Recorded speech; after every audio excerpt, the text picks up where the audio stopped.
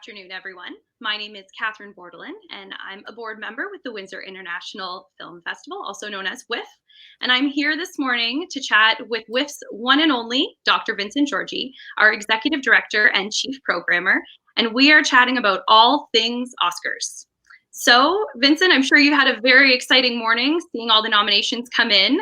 Do you want to start by chatting with us a little bit about, who got the most nominations and any surprises there? Sure. So yeah, this is really as hot off the press as the nominations for the 93rd annual Oscars took place this morning at 8:30. Nominations it's definitely a good slate. The Academy, I think, did well. Netflix's film Mank, about the story of the creator of Citizen Kane, received the most nominations with 10, followed by several films that received 6 nominations apiece, which include the Anthony Hopkins new film The Father, Minari, Nomadland, Sound of Metal, and The Trial of Chicago 7, all receiving 6 nominations. So they spread the wealth a little bit here. So you noted that Mank had 10 nominations. Do you think it'll win all 10? Oh, no, quite the opposite, actually. I think Mank is expectedly the nominations leader. It's a very, very well-produced film.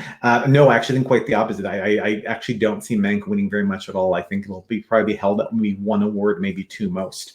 I think films like Nomadland or Minari or Promising Young Woman is really where I think a lot of the Oscar hardware will be directed when it comes time to handing them out. And things looked a little bit different this year with streaming services. So there's a good mix of streaming services and not that have nominations, and lots of them. So how does that change the landscape a little bit? Oh, it changed the landscape a lot. This year, Netflix has 28 nominations, and you've got Amazon getting a ton of nominations, Hulu grabbing some nominations as well, all because of the pandemic, and so many films just didn't have theatrical releases at all, which normally would exclude them from the Oscars. But this year, the Academy changed its rules just because of everything going on. So it's actually a 14-month window, and many films that were online only are actually receiving nominations. So it's definitely different. But what's nice about that is many more of these films are films that some of our audience has already seen now, is already familiar, or can go and watch tonight out of the comfort of their own home right now. So that's actually a positive. Because that's part of the reason WIFF showed The Irishman. It had to have a theatrical release before it was released on a streaming service. That's exactly right. You have to have a qualifying run of a film theatrically before streaming in order to get it eligible. So yeah, Netflix and Amazon got off the hook this year, I think, and they are committed to the theatrical model as well. They do see the importance in it, even though obviously they're streamers. So I expect that to go back to normal, if you will, next year, if there's any sense of normalcy. But yeah, I think the big takeaway here is that a lot of that content that was getting us through the pandemic and lockdown and all that are films that have received a ton of nominations this morning. So the category of the night is always Best Picture, so that's probably a good place to start. You want to talk to us a little bit about those nominations? Sure. So the Academy had a chance to nominate up to 10 films. They chose to nominate 8. Those films are The Father, Judas and the Black Messiah, Mank, Minari, Nomadland, Promising Young Woman, Sound of Metal, and The Trial of the Chicago 7. And so what is your bet for the winner? Out of those, it's a very good list. I want to be clear with that. Those 8 it's a solid list. I would imagine it's going to really come down to Nomadland or Minari. I think the timing of the release really is critical. A film like Minari and also a film like Judas and the Black Messiah are peaking right now, so that's why you see them, I think, doing quite well in nominations.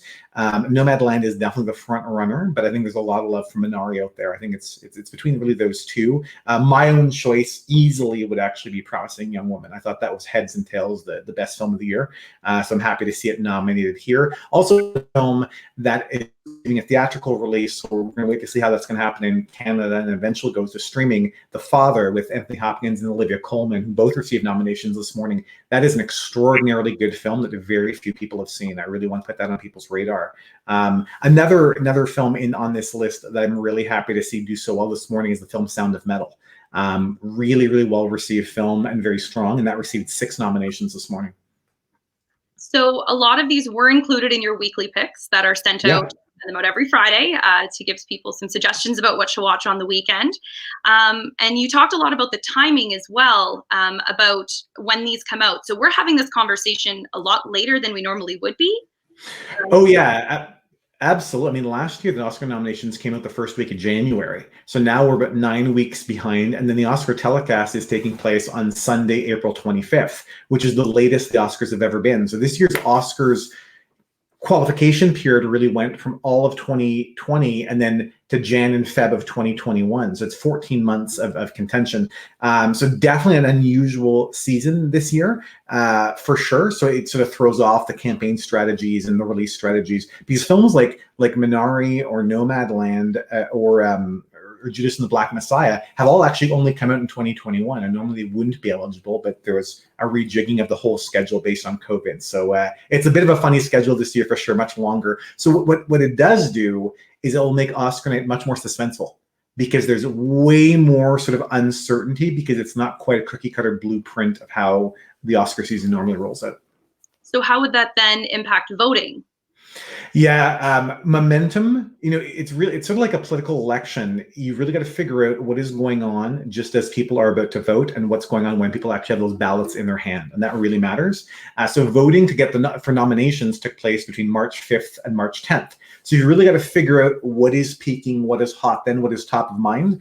So I'm not surprised to see films like The Father, Judas and the Black Messiah do really well right then. If the nominations had come out, say, 3 months ago, I think we would have seen nominations for, say, Trial of Chicago 7, but that film feels a little bit more dated at this point. So timing is everything, and voting for the winners will take place in the middle of April. So we'll have to sort of see where momentum is at with all of this come middle of April. So when people do vote for nominations, is it done, check boxes all at once after another, and you kind of try and spread the wealth? Or yeah, I mean, so the past couple of years it is done online. So you receive a link to vote, and it's done category by category, and you start with Best Picture. And what people do sometimes is they're voting for the specific film in the specific category, but other times it's, well, I'd like to see some prizes given to, let's say, Mank, and I'd like to see some prizes, let's say, given to Sound of Metal, and people start strategizing. So even the sequence on the ballot also matters. So the next category I think we can delve into would be actor in a leading role. Do you want to tell us about those nominations? Yeah, and it's a good group of nominees. This year's nominees are Riz Ahmed for Sound of Metal, Chadwick Boseman for Ma Rainey's Black Bottom, Anthony Hopkins for The Father, Gary Oldman for Mank, and Stephen Yeun for Minari. Solid list of nominees. Those 5, I thought, in my view, were the expected 5 nominees. A really good group. The sentimental favorite, no question, is Chadwick Boseman from Ma Rainey's Black Bottom, and he's very good in the film. I would warn people on the whole idea of predicting the sentimental favorite. I don't think the Academy is historically particularly sentimental. When you want to think of sort of favored nominees in the past, like Lauren Bacall or Burt Reynolds, or even 2 years ago, like a Glenn Close, sentiment didn't get them an Oscar. Chadwick Boseman's very good in this film for sure. But I would give some attention to Sir Anthony Hopkins, who I would actually say gives his best performance in Silence of the Lambs. He's extraordinarily good here. The other performance I think is really strong and now has a lot of momentum thanks to these nominations is Riz Ahmed in Sound of Metal. He plays a drummer that loses his hearing. It's a very, very good performance, and the fact that that film really overperformed with 6 nominations, I think if voters are looking for a category to reward Sound of Metal, they will probably look for it here. So I think this is actually more competitive between Chadwick Boseman and Riz Ahmed than you'd expect, but thankfully all 5 nominees are quite good. And Stephen Yeun is the first Asian American to be nominated? In lead actor, yeah. So really, really happy to see that as well. It's a great performance. He's really, I think, the heart of Minari, and many people remember him from the very popular AMC series, The Walking Dead. Okay. So actress in a leading role. This is an interesting category. Lots of, very recognizable names. Do you want to go through those nominations? Yeah, for sure. It's a very good list, no doubt. So Best Actress, Viola Davis, Ma Rainey's Black Bottom, Andra Day, who recently won a Golden Globe for The United States versus Billie Holiday, Vanessa Kirby for Pieces of a Woman, Frances McDormand for Nomadland, and Carey Mulligan for Promising Young Woman. Terrific, all 5 performances, absolutely hold up. And what's great in this category, there were easily another 5 lead actors' performances that could have substituted these and would have also been excellent. The field was very rich this year, and that was really, really encouraging. So you and I were chatting a little bit earlier about Frances McDormand in this, which I did not realize. I mean, I love her. I didn't know quite so accomplished. She's very accomplished. So she already has Best Actress Oscar wins for Fargo and for Three Billboards Outside Ebbing, Missouri. So if she were to win here, she'd have 3, which would put her in a tie with Meryl Streep. And Meryl Streep actually has 2 for lead actress and 1 for supporting. So technically, Frances McDormand would have the edge, if you will. The all-time record holder is actually Katharine Hepburn, though, with 4 Oscars for all lead actress. But that being said, I actually don't think Frances McDormand will win for this, specifically for that. I think her recent win for Three Billboards is so recent. I think voters will probably look elsewhere. It's a very, very good list. My gut sense, I would keep certainly an eye on Carey Mulligan for Promising Young Woman. The film got 5 nominations this morning. This seems to me like a fairly obvious category you'd want to reward that film. I did watch that film. It was fantastic and also very intense, and her performance is very good. It's a really, really, really special performance. And a little bit of trivia, Margot Robbie was supposed to play that part. And Margot Robbie ended up being one of the producers. And Carey Mulligan was announced that she was going to be in that part. I got to admit, I had to wrap my head around it. It was not what I'd imagined. And then you see the film and she's quite brilliant. But again, all 5 of these nominees are great. Vanessa Kirby in Pieces of a Woman, I thought that performance in that film was very, very strong. I don't think she has a chance of winning, but I'm happy to see her included here. All 5 of these are great performances. This will still be a race, though. I wouldn't bet the house on any of them. But from a campaign perspective, I'd be curious to see how Carey Mulligan will fare on Oscar night. So for actor in a supporting role, there's again some newer, some more recognizable names. Yeah. It's another interesting category. It's an interesting and a good category, actually. So in supporting actor, the nominees are Sacha Baron Cohen for The Trial of the Chicago 7, which is as expected. Daniel Kaluuya, who I think is a front runner for Judas and the Black Messiah. Leslie Odom Jr. From One Night in Miami.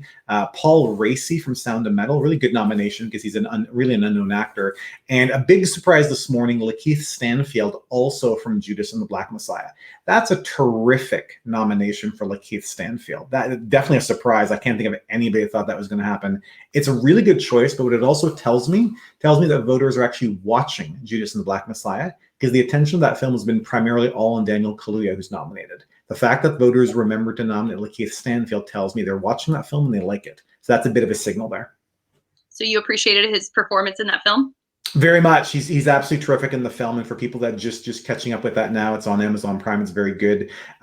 This is a good category overall. Again, the other performance I think is really, really good is Paul Raci. He's an unknown actor. And I think he's the epitome of a great supporting actor in that the film is definitely not about his character. He's really there in a small role, but it's a really key role. I think it's a very good performance. So we mentioned Sacha Baron Cohen, and the category we're going to chat about is actress in a supporting role. But can we just take a quick minute to say Borat?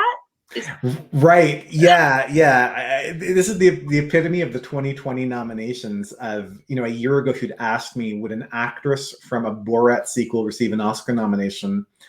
I would just shake my head, but oh yes, and it's a very, very good nomination. So in supporting actress, this year's nominees are Maria Bakalova from Borat's subsequent movie film. She played Borat's daughter Tutar. She's very good in the film. Glenn Close for Hillbilly Elegy, Olivia Colman for The Father, Amanda Seyfried for Mank, and Yoo Jung-yoon, who plays the grandmother in Minari. Good group of nominees overall. Left out, I think the more obvious exclusion here is Jodie Foster for The Mauritanian. She recently won the Golden Globe, which I think reminds us that the Golden Globes don't predict the Oscars. They just sort of help promote them, if you will. So a bit of a surprise there. It's a good group. That category is wide open. I think there's a lot of attention going to be on the fact that Glenn Close and Olivia Colman in the same category again. 2 years ago, famously in Best Actress, Glenn Close was heavily favored for The Wife, and on Oscar night, Olivia Colman ended up upsetting for The Favorite. So a bit of a rematch there. This category is interesting because you could sort of understand a narrative where any of these 5 could win. So it's really going to be close. My gut feeling is that people love Minari a lot and will probably look to this category to reward its actress Yoo Jung-yoon in here, but that could definitely change. And a nominee like Maria Bakalova, there's no blueprint for this. We've not had this type of nominee in this category before, so it's hard to even figure out where that's going to land. The other thing too, The Father has received 6 nominations this morning, did very, very well. This would be one of the most obvious categories for it to win for Olivia Colman, and people have a lot of respect for her. Glenn Close is also the most nominated actress alive without an Oscar. So this is her 8th nomination. She's never won before. That'll definitely factor in, but again, I'm not always convinced of the Academy's sentimentality, specifically with Glenn Close, as we've seen. So I'm not totally sold on that actually at all. We'll see where this goes. This category will end up being a bit of a surprise, but right now, if I just softly put a couple of dollars down, I'd probably say on Yoo Jung-yoon from Minari. Okay. So you talked a little bit about the Golden Globes and how that impacts. I mean, the Oscars are the Oscars, but awards is a long season. So that whole kind of has pieces. Can you explain a little bit about how that works? Yeah. So, I mean, all this type of stuff, the film industry is action ecosystem. Ecosystem is sort of a term that gets overused a lot. The film industry is actually set up as an ecosystem. So, with the festivals leading into campaigns and all this, so you've got, Sundance, and then later you've got, the Cannes Film Festival, and then you've got Venice, and you've got Telluride and TIFF, and then you now start going into the awards, and then you've got, Golden Globe and the Directors Guild and the Screen Actors Guild and Critics' Choice and British Academy Awards. It goes on and on. But these are all like dominoes really lined up. And because we're now dealing with a 14-month cycle or actually a 16-month cycle by the time the Oscars happen, the blueprint is not the same, and that's going to be much more unknown variables in what this all will look like. We just saw last week the British Academy Awards announced their nominations, which are normally big predictors of the Oscars, and their nominations looked nothing like this. They were completely sort of off on their own. So definitely a little bit of insecurity in terms of predicting. But what that will make for, I think, is a very fun telecast, because we're going to go into it with a lot of maybes. And that should make it, I think, a lot more fun. But I can imagine there's going to be a lot of distributors and online streamers and campaign strategists who are going to be very nervous working over the next month trying to get attention onto their films. So do we have a host this year for the Oscars? No. There's no plan for host. The Oscars did away with a host a couple of years ago, so it's going to take place at the Kodak Theater, as it always does, in West Hollywood, and it'll also take place, I believe, at the Los Angeles train station, I want to say, which will be big open space. And then you can assume we're going to be cutting in and out between different locales all around the world, because the Oscars truly are a global event. So we'll see how that goes. The hosting the Oscars is a very tough gig, and I think in an opportunity like an online format, I think the Academy is trying to still stay away from having a host, and instead have people come in and out of the telecast instead. So the directing category this year has some really notable firsts. Do you want to go through those nominations, and maybe we can chat about how prominent it is to have 2 women nominated? Yeah, it's never been done before, and that's a really sad thing to say. But it's really great here, because both Chloe Zhao for Nomadland and Emerald Fennell for Promising Young Women are both nominated. And what's great about it is both of those are phenomenal jobs and achievements in directing. They're very well-deserved nominations. Rounding out the category are David Fincher from Mank, Lee Isaac Chung from Minari, and the great Danish director Thomas Vinterberg for Another Round. I'm really happy to see that nomination, and when I think of that nomination, I think of one of our programmers, Kim Nelson. Her favorite film of all time is a Vinterberg film called The Celebration. He's a very good director, of which we've shown many of his films at Festival of the Year, so happy to see that nomination here. It's a great category. This one, I would say, pretty clearly, Chloe Zhao for Nomadland is the front runner, and I don't really see that changing over the coming weeks. That's the only category I've got a lot of confidence in. But these are great nominations. And just observing the nomination of Emerald Fennell for Promising Young Woman, if I look at that, plus the nominations of Olivia Colman, and then earlier with Vanessa Kirby, if you're an actress in The Crown, you're getting a nomination for an Oscar, because a lot of the women off The Crown received different nominations this morning, all deservedly. So Netflix did a good casting, and then it just kind of went from there, I guess. Because exactly. 28 nominations? Netflix has 28 nominations. That's right. They've done really, really well here. And I know they're in the hunt for a Best Picture win. However, I would still predict that Netflix will be held off another year and will not get a Best Picture win. I don't see the Trial of Chicago 7 or Mank taking Best Picture. I just don't see it. I really think it's between Nomadland or Minari. And is that because we're not ready to give Netflix? No. I think we're past that point. I think we're absolutely past that point. I just don't think those are the 2 titles that will have momentum come voting time. I just don't see it. So we've gone through a lot of the big categories, but I mean, there are tons of other categories. Anything notable that you saw this morning? Yeah, in terms of inclusions and exclusions, in terms of inclusions in the best foreign film category, you've got the Danish film Another Round that we just spoke about. That's a good film that people want to check out. Definitely a film we would have had at festival this year. Another film that's not in best foreign film that's very, very good and definitely the epitome of a WIFF film is a film from Bosnia and Herzegovina called Quo Vadis Aida. It's absolutely excellent, very powerful, very difficult film. But to me, that's the epitome of the type of film we would show at festival. It's very good. And if any film could pull a surprise in that category, I would actually put it there. It's very, very strong if people watch it. So that's a really good film. It's going to be one of my upcoming picks in a future weekly recommendations. That film is very good. Also happy to see both an international feature, but also in documentary. The Romanian film Collective was nominated in both categories. That's a film that we recommended a few months ago about a healthcare scandal in Romania. That film was really, really good. I encourage people to take a look at that. Also in the best song category, most of the songs are terrible, quite frankly. They're all really kind of bad. I remember back in the 80s and 90s, often the best song nominees were like big hits. Those days are quite long gone. But one of the nominees from the film The Life Itself, the Sophia Loren film from Netflix, has a song in it that's written by Diane Warren, who's been nominated a million times and has never won. I kind of think this might finally be her time for her to take home that Oscar. I mean, her and Glenn Close, it's got to be, you're sitting there just waiting, like maybe this time. That's got. I think there's a good shot. I mean, and she's written a lot of great songs through the years. The song from Up Close and Personal, and the song from Con Air, and she wrote the song for like a Mannequin. She's been nominated a million times and a lot of good songs. So these are all sound like fantastic films, but I know a lot of people have been hearing nothing's in production. So once we get past the Oscars and we're back in theaters, is there going to be anything to see? There definitely will, because back in 2020, what happened, production stopped, but there were a ton of films that were ready to be distributed that were held off. I mean, always remember the film industry itself is actually inherently risk adverse. So when everything was so uncertain about 2020, the reaction to everything was just put it up on a shelf and wait until we know what to do with the film. So no, there's actually a very deep pipeline of films that need to get released. That there's a real traffic jam behind the scenes. So audiences will not notice anything for the next year and a half of lacking in productions. I think the industry will catch up by 2022, 2023. So I think on the audience side, I don't think you're going to notice it, because there's so many films that still need releasing that are actually ready to go.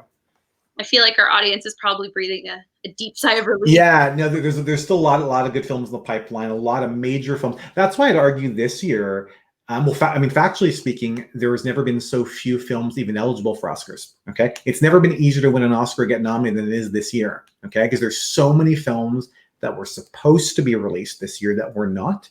So, like, I'll give an example. At Sundance 2020, where Minari had its world premiere, conversation around that film was, "Oh, it's really good, way too small for the Oscars. They'll never remember it." And then now we're having a conversation. Not only does Minari have 6 nominations, that it actually could even win Best Picture. The year totally changed. Promising Young Women was supposed to come spring and then got held off. I think because it came out this winter and became hot, that turned into an Oscar contender that people didn't expect either. So it brought us some opportunities as well. So that means that a snub probably hurts a little bit extra this year. Is there anything that you really noticed as a snub?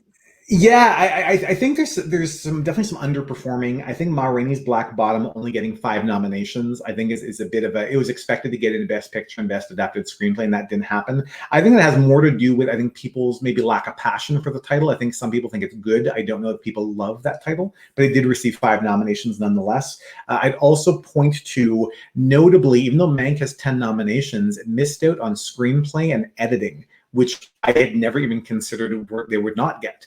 Those are key signals to me of weakness. That's a little bit of a snub there. So I'd keep an eye on those are some of the snubs that I saw. And again, this morning, stronger on The Father and Sound of Metal than I expected.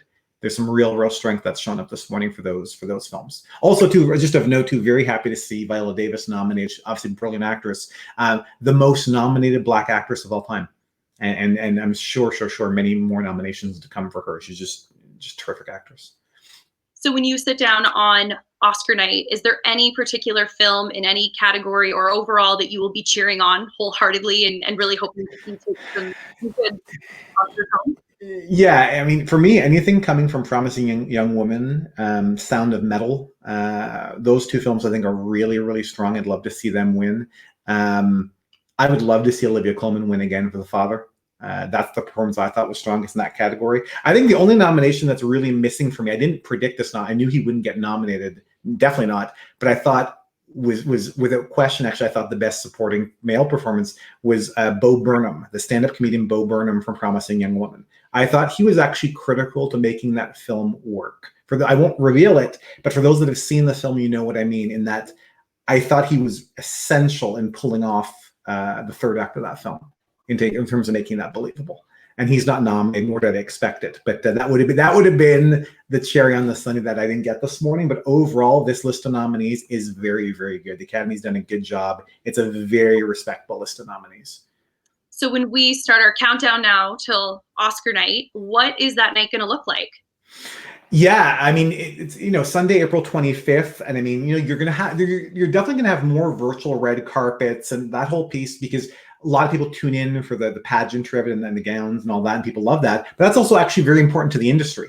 It's all connected, so you can definitely expect a ton of online coverage and coverage on ABC starting in the afternoon, and it'll be much, much, much more ramped up than the Emmys, the Golden Globes, no questions. Again, this is the Oscars. It's the ultimate of the ultimates. So I think we'll be dealing with less Jodie Foster pajamas or Jason Sudeikis hoodies. I think it'll be quite ramped up. I mean, you might get some people with a little bit of flair in there, but I think it'll be much fancier and much more polished than you're probably expecting. Less of a peek into a celebrity's home in sweatpants, more of a I'm doing the Oscars from home. Yeah, exactly. That's what I'm hearing in terms of one very reliable source talked to me about some Academy members watching the Golden Globes and being like, my God, we're not doing that.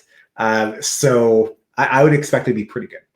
And I think it's being, you said, produced by Steven Soderbergh, the director Steven Soderbergh, who's got a lot of experience doing some more experimental films and handheld camera and all that. I think he'll be a good choice to help pull off this. It'll be obviously a very technically complicated ceremony because you're going to have cameras quite literally all over the world.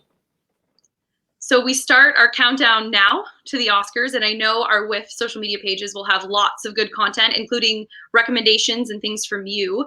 But most notably, we do send out weekly recommendations, which I know you get a lot of feedback on.